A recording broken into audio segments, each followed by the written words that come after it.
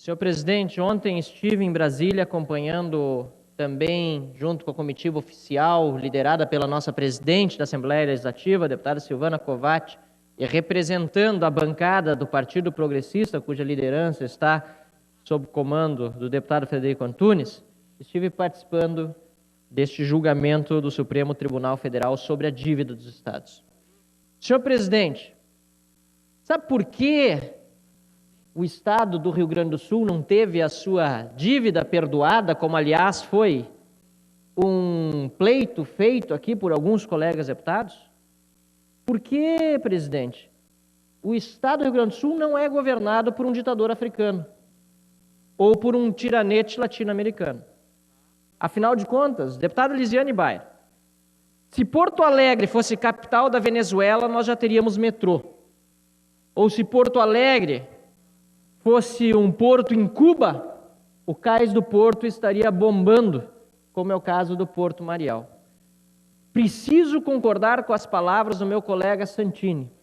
A presidente Dilma precisaria ter tido um olho mais carinhoso ou carinhoso para os seus concidadãos brasileiros, mas não teve.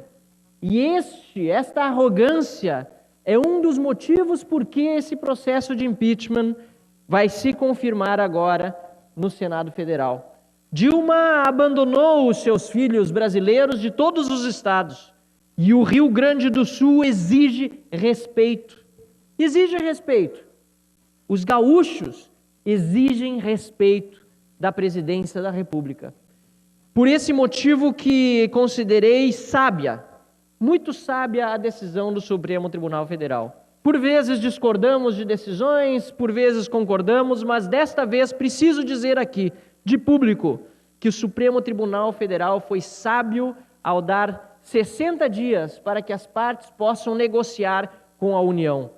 E negociar com a União durante os próximos 60 dias significa negociar com o novo presidente da República que vai assumir. Esta é a realidade. É esta a chance que os estados terão nos próximos 60 dias, passado, portanto, os próximos 15, em que uma presidente que não deu atenção suficiente para a dívida dos estados, não negociou, nem quando o governador era Tarso Genro do seu partido, que saiu queixoso, aliás, em público, com a presidente da República, Dilma Rousseff, por não ter feito a renegociação da dívida naquele período. Agora, os estados terão nova chance com o novo governo que vem por aí. Até porque essa divisão de juros simples e composto, essa discussão aí, ela é muito rasa. Juros simples, na realidade, só existe na escola, só na aula de matemática. O mercado não comporta esse tipo de discussão. Nós precisamos ser também realistas. Agora, o realismo também precisa nos fazer ver os números. O Estado contratou uma dívida de 9 bilhões de reais, já pagou 25 bilhões e ainda deve 52 bilhões de reais. A matemática é fria. Contratou 9 bilhões, já pagou 25 e ainda deve 52. Os números demonstram com clareza que é necessária uma renegociação. É necessário que haja um gesto da parte da União para que essa renegociação seja possível. Agora, também teve razão o ministro Barroso, e muita razão, quando disse que os estados incharam a máquina com CCs, mesmo com servidores, muitas vezes inchando áreas que não deveriam ter sido inchadas, aliás, nenhuma área pode ser inchada, e finalmente, disse o ministro Barroso, o Estado vem atuando demais em áreas em que não deveria estar presente. Subentendida aí, entendo eu, uma defesa, inclusive, de privatizações de empresas estatais que levam, às vezes, alguns estados, essas estatais, a gastarem mais do que deveriam em áreas que não dizem respeito à segurança, saúde e educação. No entanto, o argumento de que os estados, deixando de pagar a União, acabariam deixando a União em apuros, também é um argumento falacioso, porque quem está em apuros hoje são os estados.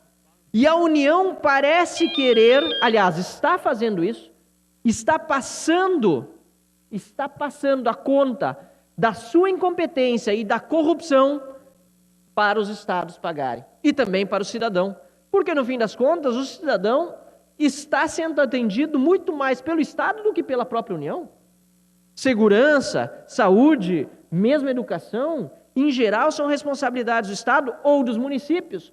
E os estados têm cada vez mais responsabilidades e menos dinheiro para pagar a conta. Por isso, senhor presidente, considero sábia a decisão do STF de deixar para os próximos 60 dias esta discussão, para que ao longo deste tempo, com um novo presidente da República, nós possamos, como gaúchos, ser de fato respeitados, porque o governo que está aí ainda por alguns dias desrespeitou os gaúchos e todos os brasileiros. Repito, se o Rio Grande do Sul fosse governado por um tiranete de esquerda, o problema estava resolvido.